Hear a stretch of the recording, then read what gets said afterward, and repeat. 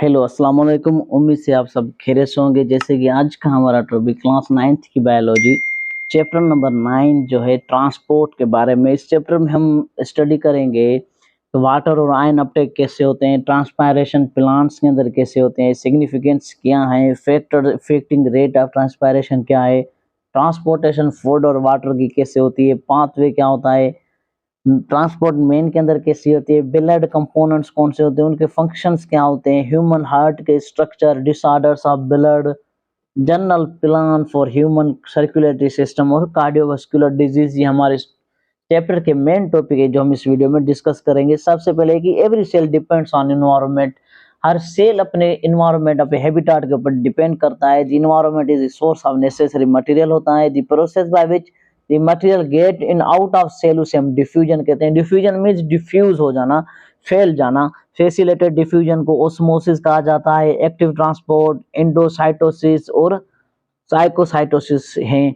In one celled organism, simple organism के अंदर जो होता है विच आर कंपोज, उनके अंदर होती फ्यू सेल लेयर्स हैं।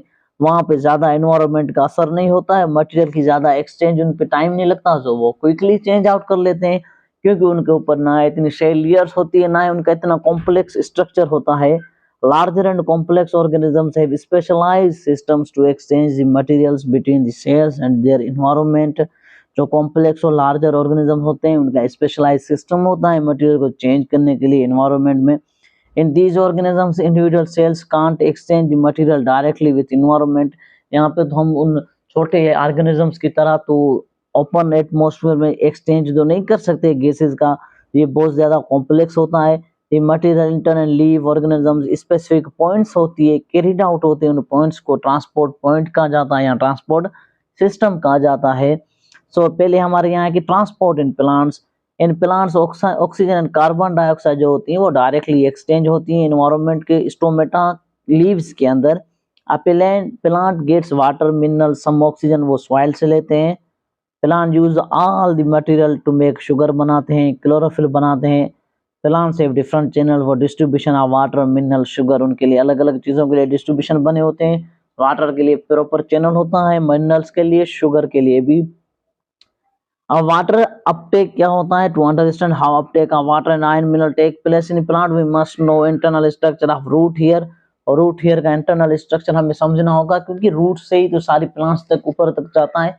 तो रूट उसका बेस है, बुनियाद है उसकी ट्रांसपोर्ट सिस्टम का। किसी भी चीज को समझने के लिए हमें उसकी बुनियाद को समझना लाजमी होता है। थिन ट्रांसवर्स सेक्शन होते हैं, डाइकोट रूट्स होती हैं, उसके इंटरनल स्ट्रक्चर जो हमें माइक्रोस्कोप में नजर आते हैं। सबसे पहले एपिडर्मिस उनकी आउटर मोस्ट लेयर होती है जहाँ पे रूट हेयर होते हैं। उसके बाद कॉर्टेक्स होता है, many layers of parenchyma cells होती हैं। Inner the cortex endodermis pericycle होती है, सिंगल लेयर होती है, रिंग लाइक एंडोडर्मिस के अंदर होती है।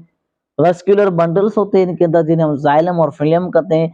बंडल्स ऑफ फिलियम जो होते हैं वो अल्टरनेटिव बंडल्स होते हैं, टिश्यू और pith small area of centre होती है। Structure of root hair, root hairs are projection of epidermal cells. Root hairs are long and narrow होते हैं। The root hair gradually increase the surface area of roots for absorption of water and mineral. Root hair क्या करते हैं? Surface area बढ़ाते हैं क्योंकि जितने ज्यादा आप जमीन में देखी होंगी ये जितनी ज्यादा रूट होती दूर तक जाएंगी उतना ज्यादा ये पानी कैरी आउट करेंगी ना।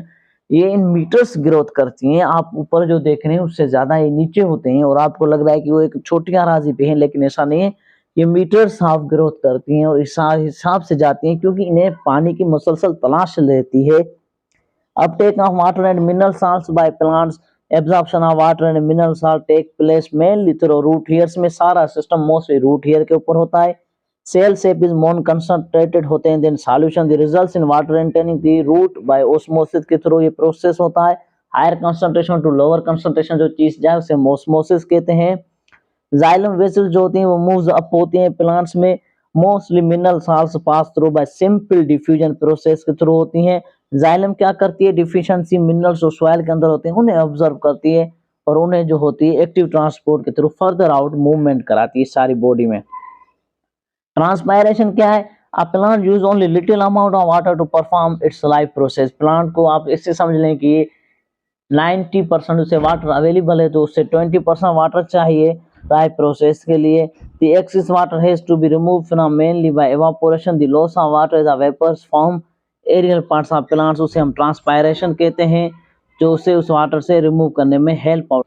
सो बेसिकली उसे हम ट्रांसपायरेशन कहते हैं, यानी कि जो एक्सिस लॉस है वाटर का, जो उसके प्लांट का किसी काम का नहीं है, जो बच गया है उसकी, उसे हम कहते हैं वो ट्रांसपायरेशन है। How transpiration takes place? Transpiration surface area में होती है। The cell wall soaks of water blotting paper होते हैं, वाटर एवापोरेट्स हो जाते हैं cell walls. The total surface area of all the cell walls large होती है, so lot of water can quickly evaporate हो सके, become water vapour inside the air spaces, उसे हम मेसोफिल कहते हैं। Transpiration and stomata, the tiny pores on the leaf surface, उसे हम स्टोमेटा कहते हैं, which is surrounded by two guard cells के सराउंडिंग होती है वो। The inner wall each guard cell thick और इलास्टिक होते हैं, जो आउटर होती है वो उससे थिनर होती है। अब गार्ड सेल सराउंडेड होते हैं एपिडर्मल सेल की लेयर के ऊपर, वो क्या करती है वाटर को एक्सेप्ट करते हैं मेसोफिल के थ्रू एयर में, जहां वो स्टोमेटा से पास आउट हो जाती है। अब ओपनिंग और closing of stomata two hypothesis है, ये हाइपोथेसिस है, कोई लॉस नहीं है, कोई प्रिंसिपल नहीं है, जस्ट हाइपोथेसिस है कि स्टार्च शुगर हाइपोथेसिस ये है कि in the presence of light energy guard cell perform photosynthesis करते हैं, प्रोड्यूस शुगर करते हैं, ये शुगर कंसंट्रेशन इंक्रीज हो जाती है गार्ड सेल के ऊपर, जो गार्ड सेल जो है वो ट्रिगर्ड बंद हो जाते हैं अपने हिसाब से, और थिन आउटर लेयर उनकी जो है वो बंद हो जाती है और ओपनिंग होती है, और इनर थिक वॉल जो होते हैं वो उनकी उस हिसाब से हो जाती है।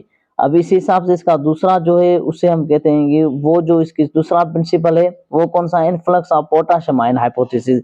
Day light stimulate potassium ion करती है, इसलिए गार्ड सेल दिन को खुले रहते हैं, सारा काम होता है, लेकिन रात के टाइम जो है वो गार्ड सेल जो होते हैं वो बंद हो जाते हैं, और फिर बेलू एरोज के थ्रू, ऑस्मोसिस के थ्रू वो अपना सारा उनके ऊपर एपिडर्मल के ऊपर फॉलोइंग जो होते हैं वो अरेंजमेंट करते हैं।